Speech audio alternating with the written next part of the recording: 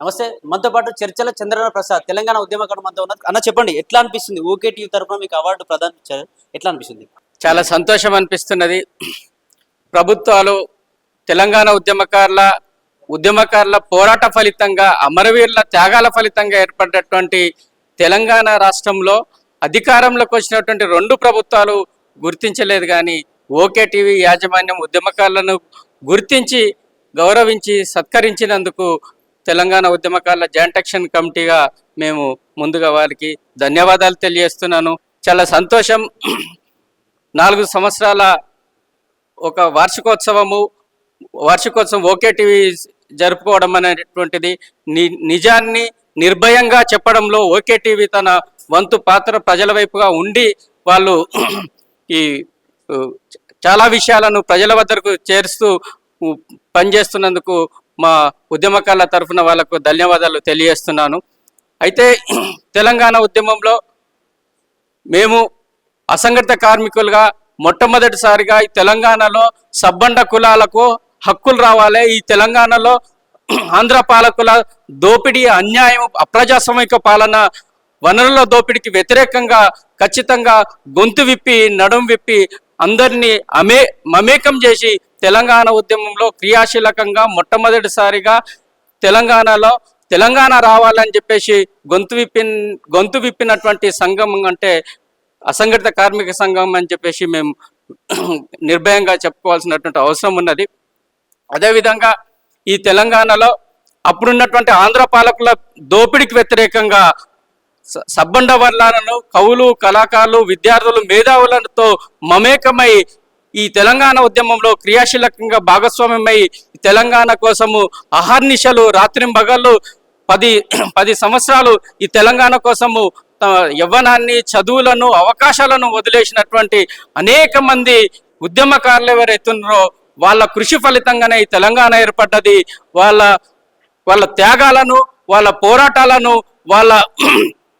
వాళ్ళ శ్రమను గుర్తించాల్సినటువంటి ఈ ప్రభుత్వాలు విస్మరించడం అంటే తెలంగాణ ఉద్యమకారులకు అన్యాయం చేసినటువంటి పరిస్థితి అని చెప్పేసి ఈ సందర్భంగా మనము చెప్పుకోవాల్సినటువంటి అవసరం ఉంది. కాబట్టి ఈ ప్రభుత్వాలు ఏవైతున్నాయో తెలంగాణ ద్రోహులు, అదేవిధంగా తెలంగాణ ద్రోహులే కాదు, తెలంగాణ వస్తే తెలంగాణలో ఉన్నటువంటి 4.5 కోట్ల ప్రజానికానికి అభివృద్ధి ఫలాలు, సంక్షేమ ఫలాలు అందుతాయని చెప్పేసి అకుంఠితమైనటువంటి ఒక ఆశతోని, కోరికతోని తెలంగాణ ఉద్యమంలో ఉవ్వెత్తున ప్రజానికం కూడా మమేకమైనటువంటి పరిస్థితి. కానీ వాళ్ళ ఆశలన్నీ కూడా అడియాశలుగానే మిగిలినాయి. ప్రభుత్వాలు కనీసం వాళ్ళను పట్టించుకున్నటువంటి పరిస్థితి లేదు.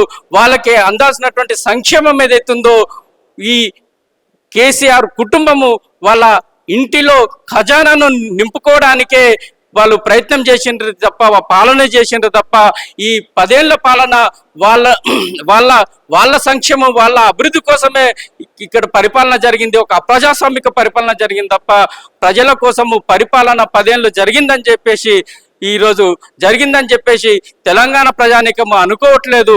కాబట్టి అందుకే వాళ్ళను గద్దె దించి ఫామ్ హౌస్కు పంపినటువంటి పరిస్థితి మనం చూస్తున్నాము. ఈ ప్రభుత్వమైనా ఆలోచన చేసి ఉద్యమకారుల కృషి వల్లనే అధికారంలోకి రావడం జరిగింది. ఈసారైనా ఈ ప్రభుత్వం ఆలోచన చేసి ఉద్యమకారుల పట్ల, ప్రజల సంక్షేమం పట్ల ఆలోచన చేసి వాళ్ళ కోసం ప్రయత్నం చేయాలని చెప్పేసి తెలంగాణ ఉద్యమకారుల జాయింట్ యాక్షన్ కమిటీగా ఈ ప్రభుత్వానికి విన్నపం చేస్తున్నాము.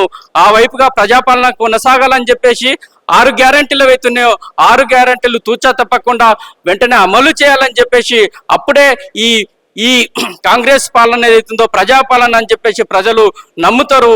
ఇప్పటి వరకు జరుగుతుంది ప్రజాపాలన కాదని చెప్పేసి ప్రజలు అసంతృప్తితో ఉన్నారు. అదేవిధంగా ఉద్యమకారులు కూడా మమ్మల్ని కనీసం ఉద్యమకారులుగా గుర్తించట్లేదని చెప్పేసి అసంతృప్తితో ఉన్నారు.